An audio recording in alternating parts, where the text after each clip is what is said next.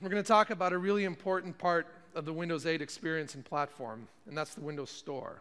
The Windows Store, of course, is the way that people will find and acquire Windows 8 Metro-style apps. We approach this with one really clear goal. We want to return as much money as we can into the hands of developers, and we want to provide the best economics of any platform. For revenue sharing, we're going to do something a little bit different. New apps will start at 70%. But then once an app has made $25,000 in sales, that number jumps to 80%. So from that point on, until the rest of time, that app will make 80% off the revenue share. It's not a small opportunity. It's not even a medium one or a large one. In fact, it's the most significant developer opportunity ever.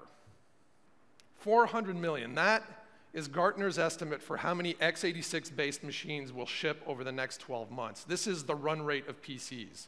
And of course, this is where Windows shines, and where the opportunity for you as a developer is completely unprecedented. Every iPhone, iPad, Android phone, Android tablet, and Mac sold in the last 2 years, I could combine all of these numbers together. It doesn't match what Windows has sold.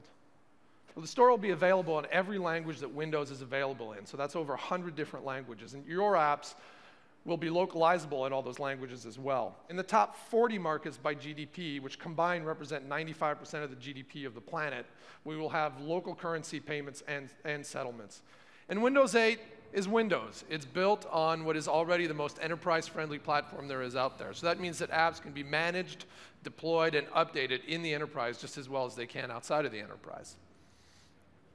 Today, one of the most frustrating things with app stores for developers, just the constraints and the limitations on the types of business models that can be used by apps that are inside them. Our approach is going to be about choice and flexibility. And we're going to provide support in the platform for the kinds of mechanisms that you need to actually do payments and things like that, but we won't force you to use them.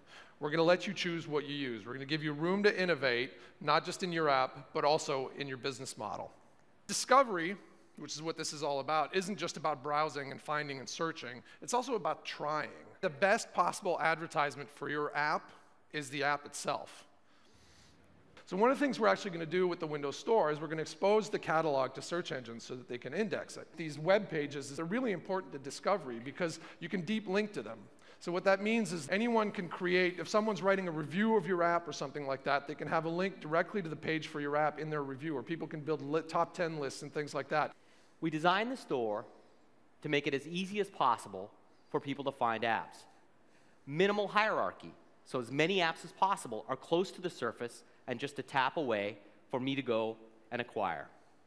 Really, all of it's designed to get people to tap these tiles. Behind each tile is an app listing page.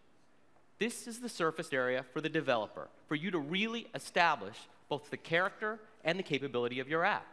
We're going to open the store to customers when we release the beta of Windows 8, and that's going to be in late February of 2012. We're going to have our first apps contest. Please go build some great apps. We want to have some great apps in our store.